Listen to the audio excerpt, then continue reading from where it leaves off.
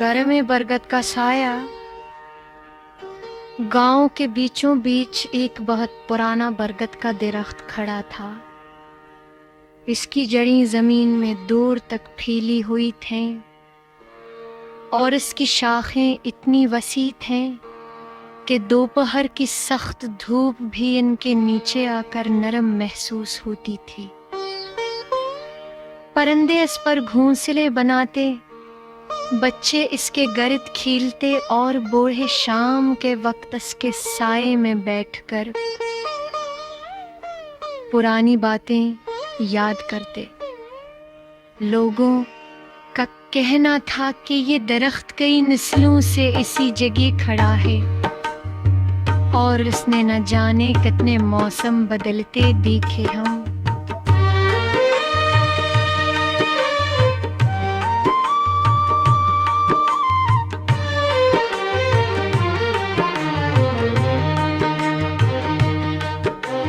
दरख्त के करीब एक छोटी सी मिट्टी की झोपड़ी थी, जहाँ एक बुजुर्ग हटे थे। सब उन्हें बाबा हनीफ के नाम से जानते थे। वो रोज सुबह दरख्त के गर्द सफाई करते, खुश्क पत्तियां जमा करते और उसकी जड़ों में पानी डालते।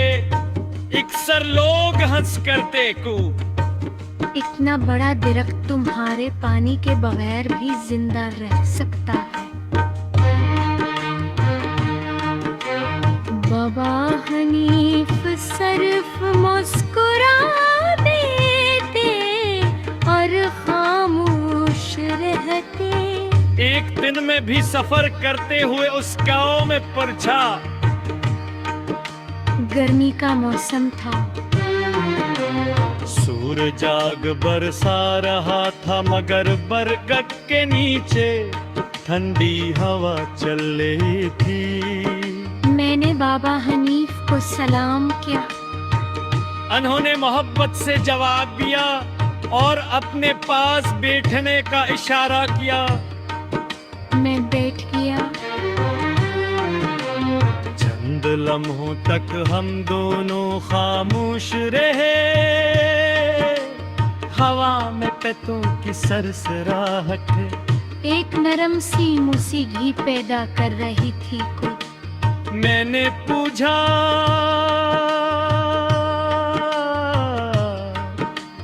आप इस दरख्त से इतनी मोहब्बत क्यों करते हैं?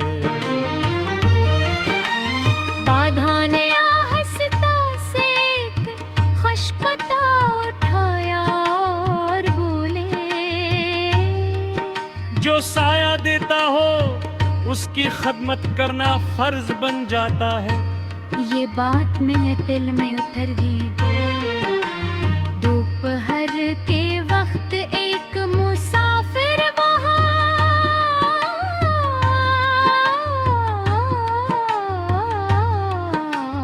आकर बैठ गया। वो सख्त थका हवा का। बाबा हनीफ ने इसे पानी पिलाया, अपनी रोटी का आधा हिस्सा दिया और आराम करने को कहा। कुछ देर बाद वो ताज़ दम होकर अपनी मंजिल की तरफ रवाना हो गया। मैंने पूछा, आपने अपना खाना भी असे दे गया, अब आप क्या खाएंगे? बाबा हनीफ मुस्कुरा कर बोले, जो भूखे को खाना दे उसका रज़्क कभी कम नहीं होता। इनकी आंखों में अजीब सा यकीन था। शाम के वक्त गांव के बच्चे दरख्त के नीचे झीलने लगे। एक नन्हा लड़का दरख्त पर चढ़ने लगा, मगर असद्या। बाबा हनीफ फौरन दौड़े, उसे संभाला और प्यार से समझाया। ऊंचाई पर जाना अच्छा है, मगर अपना मजबूत होना जरूरी है। मैंने महसूस किया कि वो सिर्फ दरख्त की नहीं कर रहे थे। आहिस्ता आहिस्ता सूरज गुरूब होने लगा। आसमान सुनहरी और गुलाबी रंगों से भर गया। परिंदे अपने घोंसलों में वापस आने लगे। बाबा हनीफ ने दरख्त के नीचे एक छोटा सा चिराग जलाया। मैंने हैरत से पूछा, दरख्त को चिराग की क्या जरूरत? वो मुस्कुराकर बोले, दरख्त को नहीं, देर से आने वाले मुसाफिर को जरूरत होती। ये सुनकर मैं खामोश हो गया। रात की ठंडी हवा चलने लगी। चांद शाखों के दरमियान झाड़ रहा था। घर में आखिरी सवाल किया, अपनी जिंदगी से सुख से तीवती सगत किया सीखा।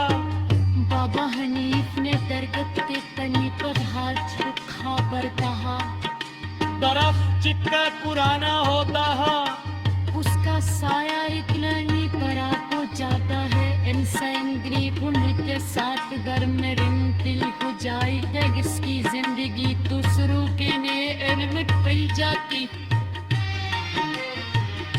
फिर इन्होंने आसमान की तरफ देखते हुए कहा, असली वजह हमें बुद्धि छोटों दूसरों बस कुंदी मिले हैं। मैं तीर पटकुन की मानों पर सोचता रहा।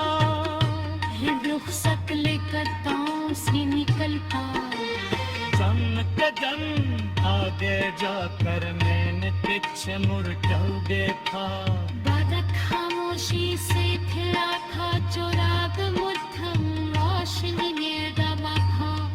और बाबा हनीफ उसे जो नीचे बैठा मुस्कुरा रहे थे। उस लम्हे मुझे एहसास है वो कि कुछ लोग तरसतों की करवा